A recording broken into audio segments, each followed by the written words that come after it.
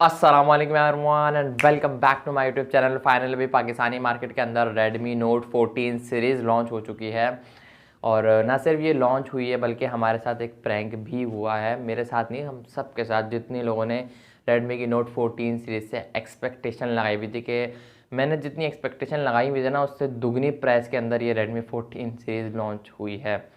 खैर मजाक कर रहा हूँ। खैर आज मैं बात करने वाला हूँ रेडमी के टॉप वेरिएंट स्मार्टफोन के बारे में, जो कि Redmi 14 सीरीज़ के अंदर टॉप का वेरिएंट है, टॉप का मॉडल है। मैं बात कर रहा हूँ Redmi Note 14 Pro Plus 5G की। अब देखो 5G फ़ोन इन लोगों ने लॉन्च तो कर दिया पाकिस्तान में, बट प्राइस जो इन लोगों ने रखी है ना, वो 5G वाली नहीं रखी, 6G वाली, बल्कि मैं तो कहता हूँ 7G वाली प्राइस ये लोग हमसे निकलवा रहे हैं 5G फ़ोन को लॉन्च करने के बाद। खैर मेरा ख्याल है आप लोगों ने अब तक प्राइस इसकी नहीं सुनी है। अगर सुनी होती तो अब तक मेरा ख्याल है ज़िंदा नहीं होते आप लोग। खैर मजाक कर रहा हूँ। ये स्मार्टफोन 12 GB रैम 512 GB रोम वाला वेरिएंट पाकिस्तानी मार्केट के अंदर लॉन्च हुआ है और प्राइस चली गई है 1,45,000। ₹1 कम है, 1,144,999। ₹1 पता नहीं क्यों ये लोग कम रखते हैं। मेरा ख्याल है टैक्स से बचने के लिए मेरा ख्याल है कम रखते हैं। खैर सारा कुछ जानते हैं इस फ़ोन के बारे में। क्या हमें इस फ़ोन को 1.5 लाख के तकरीबन अंदर ही आता है स्मार्टफोन। 1,45,000, 1.5 लाख ही समझ लो। 1.5 लाख रख देते तो हम लोग तब भी ख़रीद ही लेते हैं, हमारी आवाम इतनी पागल है। खैर क्या इस फ़ोन को परचेज़ करना चाहिए, इस फ़ोन की तरफ जाना चाहिए अगर तो आप इस फ़ोन को लेने की सोच रहे हो तो मेक श्योर इस वीडियो को एंड तक ज़रूर देखना। आज की इस वीडियो में क्लियर कट आंसर देने वाला हूँ, अपना पर्सनल ओपिनियन रिव्यू आपके साथ इस वीडियो में शेयर करने वाला हूँ against this phone Redmi Note 14 Pro Plus 5G। Launch तो हो चुके तकरीबन 3 दिन हो गए, 2 से 3 दिन हो चुके हैं। प्रॉपर रिव्यू आज की इस वीडियो में आपको दूंगा, क्या इस फ़ोन की तरफ जाना चाहिए नहीं जाना चाहिए। अगर तो आप इस फ़ोन को लेने की सोच रहे हो, मेरा रिव्यू सुनते जाना। हो सकता है आप लोगों के थोड़े बहुत पैसे बच जाएँ, थोड़े बहुत तो नहीं, 1.5 लाख बच जाए। यार वीडियो को एंड तक जरूर देखना। आप पसंद आए तो लाइक करके चैनल को लाजमी सब्सक्राइब करना। हम बढ़ते डायरेक्ट वीडियो की तरफ, बिना टाइम देके वीडियो को स्टार्ट करते हैं और बात करते हैं ये जो हमारे साथ प्रैंक हुआ है ये कैसे हुआ है, मतलब कि फ़ोन क्या है, मतलब लेना चाहिए नहीं लेना चाहिए। आ जाओ। प्राइस मैंने आपको बता दी है 1,45,000, 12 GB रैम 512 GB वाला वेरिएंट। एक ही वेरिएंट आने से पाकिस्तानी मार्केट में लॉन्च हुआ है। 3 साल की मेजर अपडेट ये स्मार्टफोन आपको देगा और 4 साल की सिक्योरिटी अपडेट रेडमी ये क्लेम करता है कि आपको देगा। ये स्मार्टफोन UFS 2.2 की स्टोरेज लेकर आता है। देखो सबसे पहले बैक डिज़ाइन की बात करूँ, इको लेदर बैक है। अगर मैं कंपेयर करूँ इसकी प्राइस से, इसको बैक डिज़ाइन को इसकी प्राइस से अगर मैं कंपेयर करूँ तो नो डाउट यार काफ़ी प्रीमियम एक नेक्स्ट लेवल की लुक लेकर आता है। यहाँ पर कोई प्लास्टिक कोई ऐसा कुछ देखने को नहीं मिलता है पॉलीकार्बोनिक। यहाँ पर एक आपको इको लेदर का स्टफ़ देखने को मिलता है। ये एक डुअल पैटर्न के साथ आता है। अगर आप गौर से देखोगे ना स्मार्टफोन को तो ऐसा लगता है कि साइड से स्ट्रिच किया गया, मतलब कि सिया गया है। लाइक डुअल पैटर्न लेकर आता है। जब फ़ोन आप इन हैंड फील, मतलब हैंड हाथ में लोगे ना इस फ़ोन को, तभी आपको ये एक्सपीरियंस कर पाओगे कि ये स्मार्टफोन डुअल पैटर्न के साथ आता है। दूर से अगर आप देखोगे ना तो भाई आपको लगेगा सिर्फ ये इको लेदर बैग है, बट डिज़ाइन के ऊपर भाई नो डाउट यार रेडमी को इस बात की शाबाशी देनी पड़ेगी कि काफ़ी काम किया है इस बार। खैर पिछली बार 13 सीरीज़ में ऐसे के साइड पे लेफ्ट साइड पे कैमरा मॉड्यूल का डिज़ाइन था, बट यहाँ पर इस बार बीच में कर दिया गया है, काफ़ी थोड़ा बड़ा कर दिया गया है, जो कि देखने में काफ़ी अच्छी और यूनिक लुक प्रोवाइड कर रहा है। बट इतना अच्छा भी मुझे नहीं लगा। It's depend on your choice. Side frame aluminium का है, बट वो ग्लॉसी लुक के साथ आता है। अगर वो मैट फिनिश का भी दे देते ना एलुमिनियम का जो साइड फ्रेम है तो काफ़ी बेहतरीन होता। और ड्यूरेबिलिटी को लेकर बात करूँ भाई, ये स्मार्टफोन गोरिल्ला ग्लास विक्टस 2 की सपोर्ट लेकर आता है फ्रंट एंड बैक। तो अगर आपका फ़ोन गिर जाता है कहीं से, मतलब कि अगर आप गिराते फ़ोन को ज़्यादा हो मेरी तरह, तो भाई ये स्मार्टफोन ड्यूरेबिलिटी में गोरिल्ला ग्लास विक्टस 2 की प्रोटेक्शन लेकर आता है। काफ़ी ज़्यादा ड्यूरेबल, काफ़ी ज़्यादा मजबूत फ़ोन है। और जो ये जो साइड फ्रेम है ना, इसका जो बैक फ्रेम है, साइड फ्रेम एलुमिनियम का, जो कि ग्लॉसी लुक के साथ आता है। इसकी जो इन हैंड फील है ना वो काफ़ी अच्छी, ग्रिप काफ़ी अच्छी आती है। मतलब कहने का मकसद ये है कि बिकॉज ये राउंडेड फ्रेम, बॉक्सी फ्रेम के साथ नहीं आता, ये राउंड कर्व्ड फ्रेम के साथ आता है, जिसकी वजह से ये बैक से भी थोड़ा बहुत कर्वी फील होता है और फ्रंट से तो कर्व 3D एमुलेट डिस्प्ले है ही है, जिसकी वजह से फ्रंट एंड बैक दोनों से भाई काफ़ी एक प्रीमियम के नेक्स्ट लेवल की किस्म की लुक आती है अगर आप इस स्मार्टफोन को हैंड में लेकर फील करोगे तो। बाकी ग्रिप वगैरह काफ़ी बेहतरीन भाई, डिज़ाइन के ऊपर लिटरली यार काफ़ी काम किया गया है रेडमी ने इस 14 Pro Plus 5G के अंदर। इस बार IP68 की रेटिंग भी आपको देखने को मिलती है। लाइक 30 मिनट के तक के आपको स्मार्टफोन वाटर प्रूफिंग भी मतलब वाटर प्रूफ प्रोवाइड करेगा।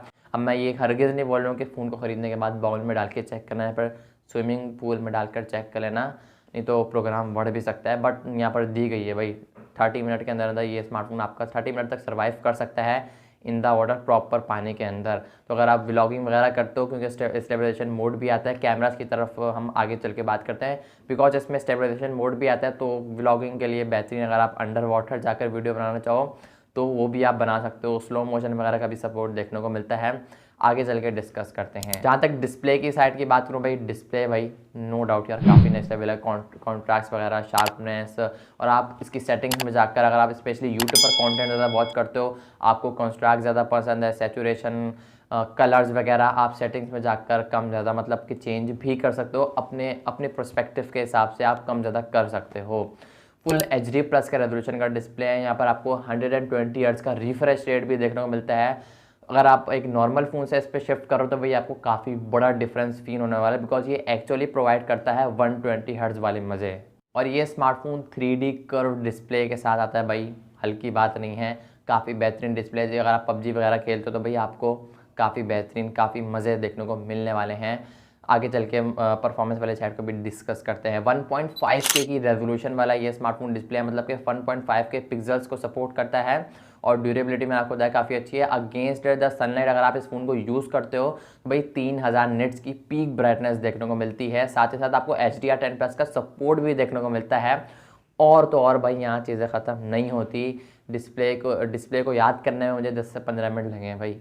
खैर मजाक कर रहा हूँ, यहाँ पर ऑलवेज ऑन डिस्प्ले का भी सपोर्ट देखने को मिलता है। तो लाइक डिस्प्ले ही, मतलब डिस्प्ले में मुझे लगता है सारी चीज़ें इस रेडमी ने डाल दी हैं, ताकि अगर कोई बंदा फ़ोन की स्पेसिफिकेशन पढ़े तो वो मतलब सबसे पहले डिस्प्ले की स्पेसिफिकेशन आ रही होती है तो वहीं से इंस्पायर होकर फ़ोन को परचेज़ कर ले। खैर मजाक करूँ, काफ़ी भाई बेहतरीन बैक डिज़ाइन के ऊपर काफ़ी अच्छा काम किया गया है, और डिस्प्ले के ऊपर भाई काफ़ी बेहतरीन, नो डाउट यार, कलर शार्पनेस वगैरह, आपका जो एक्सपीरियंस है कंटेंट वॉच करने का, नो डाउट भाई 120 हर्ट्ज रिफ्रेश रेट वाले जो मज़े हैं, बेहतरीन मज़े हैं। बेहतरीन काम किया इस बार रेडमी ने इस नोट 14 सीरीज़ के अंदर। अगर थोड़ा बहुत प्राइस पे भी काम कर लेते तो क्या ही बात होती। कहना क्या चाहते हो? ये स्मार्टफोन एंड्रॉयड 14 के साथ आता है। आई वॉज एक्सपेक्टिंग कि ये एंड्रॉयड 15 होता तो बेहतर होता। बाकी HyperOS 1.0 देखने को मिलता है। अगेन आई वॉज एक्सपेक्टिंग के 2.0 मिलता तो और बेहतर चीज़ें हो सकती थी, बट 3 साल की अपडेट और 4 साल की सिक्योरिटी अपडेट और 3 साल की मेजर अपडेट मैंने आपको बता दिए हैं। देखो परफॉर्मेंस वाले चैट की बात करूं तो इस बार, पिछली बार तो MediaTek का कोई प्रोसेसर लगाया गया था, इस बार यहाँ पर स्नैपड्रैगन का 7S Gen 3 यहाँ पर प्रोसेसर लगाया गया है, जो कि 7.5 लाख के आसपास एंथुडो बेंचमार्क स्कोर ये निकालता है। और यहाँ पर इस बार हार्डवेयर के अंदर आपको एक लिक्विड कूलिंग का भी सपोर्ट देखने को मिलता है, मतलब कि फ़ोन के अंदर आपको लिक्विड कूलिंग का भी सपोर्ट देखने को मिलता है, जिसकी वजह से अगर आप गेमिंग ज़्यादा करते हो, PUBG वगैरह खेलते हो, फ्री फायर वगैरह खेलते हो, तो भाई ये जो सपोर्ट किया, ये जो आप इसको कह सकते हो कि एक इन्वेंशन है रेडमी ने इस फ़ोन के अंदर, लाइक लिक्विड कूलिंग का सपोर्ट दिया गया है, जिसकी वजह से अगर आप ज़्यादा फ़ोन को यूज़ करते हो तो अक्सर आप लोगों ने देखा होगा फ़ोन हीटअप कर जाते हैं। तो भाई ये जो चीज़ इन्वेंशन करी है, लिक्विड कूलिंग का जो सपोर्ट दिया है रेडमी ने इस नोट 14 प्रो प्लस 5G के अंदर, ये फ़ोन को ठंडा रखने के काफ़ी काम आएगी, स्पेशली अगर आप PUBG के अंदर खेलते हो। यहाँ पर 60 FPS PUBG के अंदर आपको फ्रेम्स पर सेकंड 60 FPS देखने को मिलेंगे, और डेफिनेटली भाई जैरो काफ़ी अच्छा इसका काम करता है, हार्डवेयर बेस्ड जैरो आपको देखने को मिलता है। नो डाउट भाई परफॉर्मेंस काफ़ी तगड़ी है, डिस्प्ले भी काफ़ी तगड़ा है, और डिज़ाइन भी भाई नो डाउट काफ़ी अच्छा है, काफ़ी मतलब काम वाम किया है इस फ़ोन के ऊपर। प्राइस के ऊपर भी थोड़ा बहुत कोई बात नहीं, आगे बढ़ते हैं। अब बात कर लेते हैं कैमरास की तरफ। तो भाई बैक पर आपको ट्रिपल कैमरास का सेटअप देखने को मिलेगा, 4K 30 FPS तक आप मैक्सिमम शूट कर सकते हो इस स्मार्टफोन के बैक कैमरास की मदद से। यहाँ पर आपको ट्रिपल कैमरास का सेटअप देखने को मिलता है, जो कि मेन कैमरा है वो 200 मेगापिक्सल का है, बट ऑप्टिमाइजेशन और क्वालिटी डिपेंड करती है, मेगापिक्सल का नंबर डिपेंड नहीं करता है। अगर यहाँ पर जो कि सेकंड है अल्ट्रा वाइड सेंसर है, जो कि 8 मेगापिक्सल का है। थर्ड यहाँ पर आपको एक मैक्रो सेंसर देखने को मिलता है, जो कि 2 मेगापिक्सल का है। पोर्ट्रेट्स में आपको 2x तक का जूम देखने को मिलता है, और डेफिनेटली यार ये काफ़ी बेहतरीन पोर्ट्रेट्स कैप्चर करता है, और ऑब्वियसली बात है करना भी चाहिए, 1.5 लाख वाला फ़ोन है। 4K 30 FPS तक आप मैक्सिमम शूट कर सकते हो, plus optical image stabilization front and back दोनों के अंदर आपको सपोर्ट देखने को मिलता है। और अगर आप ब्लॉगिंग के लिए लेना चाहते हो तो भाई डायनामिक रेंज काफ़ी अच्छी है, अगेंस्ट द लाइट जो एक्सपोजर है वो काफ़ी बेहतरीन कंट्रोल करता है। ये डायनामिक रेंज आजकल फोगी वेदर है तो इतना ज़्यादा मैं आपको बता नहीं सकता, बट स्टिल काफ़ी अच्छी है। स्मार्टफोन अभी तक तो भाई बेहतरीन काम कर रहा है, इतनी ज़्यादा धुंध में भी भाई काफ़ी अगर अच्छा काम कर रहा है, तो गर्मियाँ जब आएंगी तो आई होप सो के और अच्छा काम करे डायनामिक रेंज के अंदर।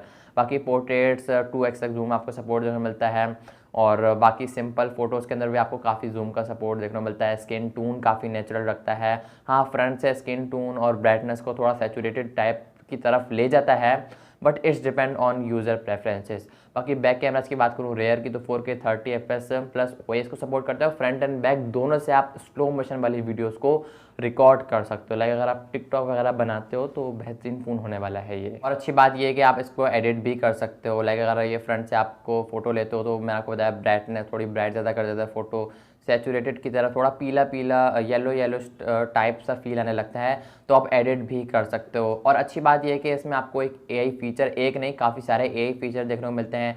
जैसे कि अगर आप पीछे का जो आसमान है, अगर आपने कोई ऐसी फ़ोटो क्लिक करी जिसमें आपको स्काई नज़र आ रहा है तो आप उसको चेंज कर सकते हो। सर्कल टू सर्च वाला ऑप्शन देखने को मिलता है। इसी तरह के काफ़ी और भी AI फीचर आपको देखने को मिलते हैं। तो AI इन्वेंशन और भी ज़्यादा करनी चाहिए। तो मतलब फ़ोन भी मुझे लगता है कि AI को सेल कर दो, हम ह्यूमन को सेल ना करो। ये जो प्राइस है ना वो AI ही अफोर्ड कर सकता है, हम ह्यूमन अफोर्ड नहीं कर सकते।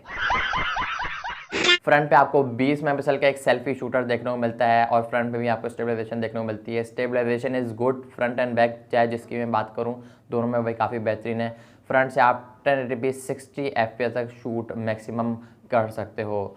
और इन सारी चीज़ों को हैंडल करती है 5110 मिली एम्पेयर की बैटरी, जिसके साथ साथ आपको कितने वाट की है आप एक्सपेक्ट कर रहे हो? 10-15 वाट, 20 वाट, 40 वाट, 100 वाट? नहीं भाई, 120 वाट की चार्जिंग का सपोर्ट देखने को मिलता है, जिसकी हेल्प से आप इस स्मार्टफोन को 20 से 25 मिनट के अंदर अंदर फुल चार्ज कर सकते हो। स्टिल यहाँ पर वायरलेस चार्जिंग, रिवर्स चार्जिंग का सपोर्ट मिसिंग है। ये काफ़ी बड़ा जो पार्ट है वो काफ़ी बड़ी चीज़ मिसिंग है, मुझे ऐसा लगता है। बिकॉज 1 से 1.5 लाख वाले ऊपर से फ़ोन में 1 लाख से ऊपर, बल्कि आजकल तो भाई 1 लाख के अंदर अंदर वायरलेस चार्जिंग, रिवर्स चार्जिंग का सपोर्ट देखने को मिल रहा है। तो स्टिल यहाँ पर आज भी मिसिंग है वायरलेस चार्जिंग और रिवर्स चार्जिंग। और ये smartphone normal to moderate user के हिसाब से अगर आप यूज़ करते हो तो आपको 1.5 से 2 दिन का एवरेज बैकअप, ये 1.5 दिन मैक्सिमम आपको एवरेज बैकअप दे जाएगा। अगर आप बहुत ही ज़्यादा कम यूज़ करते हो तो 2-2.5 दिन भी निकल सकते हैं। अगर आप थोड़ा ज़्यादा यूज़ करते हो मेरी तरह तो ये 1 से 1.5 दिन आराम से निकाल लेगा। तो this is the final conclusion of my video and this phone, कि अगर इस स्मार्टफोन की प्राइस तकरीबन 1,30,000 के आसपास होती है, 1,30,000 1,35,000, तो भाई ये स्मार्टफोन एक वैल्यू फॉर मनी फ़ोन होता। बट अभी ये थोड़ा बहुत ओवर प्राइस हो सकता है। बट अगर कहीं ना कहीं चीज़ों को देखा जाए तो भाई डिस्प्ले के ऊपर, डिज़ाइन के ऊपर, परफॉर्मेंस, ऐसी कोई चीज़ मुझे लगी नहीं। बस हाँ, थोड़ा बहुत कैमरा में सैचुरेशन ज़्यादा कर देता है, ब्राइटनेस, फ्रंट कैमरे की बात करूँ, बाकी बैक से काफ़ी चीज़ें, तो ये हल्की फुल्की चीज़ें हैं। बाकी AI फीचर्स काफ़ी अच्छे डाले हैं, तो यस डेफिनेटली आप देख सकते हो इस फ़ोन की तरफ। बाकी अगर आपका बजट थोड़ा कम है तो आप इसके सबसे लोएस्ट मॉडल की तरफ जा सकते हो, Redmi Note 14 4G के ऊपर, और Redmi Note 14 Pro 4G के ऊपर भाई कभी भी मत जाना, उसके ऊपर भी बहुत जल्द डिटेल वीडियो आने वाली है, क्यों नहीं जाना। और मैं सबसे लोएस्ट मॉडल का ही क्यों बोल रहा हूँ, Redmi Note 14 4G को प्रेफर क्यों कर रहा हूँ, इसके ऊपर भी बहुत जल्द वीडियो आने वाली है। So make sure bell icon को लाजमी प्रेस करना और सब्सक्राइब लाजमी करना, नहीं तो आपको नोटिफिकेशन से महरूम हो जाओगे। आई होप कि आपको आज की वीडियो पसंद है, वीडियो को लाइक करें, चैनल को लाजमी सब्सक्राइब करना। मैं मिलूंगा आप लोगों से नेक्स्ट वीडियो में किसी और उनके रिव्यू के साथ, किसी और अपकमिंग के साथ। तब तक के लिए अल्लाह हाफिज़।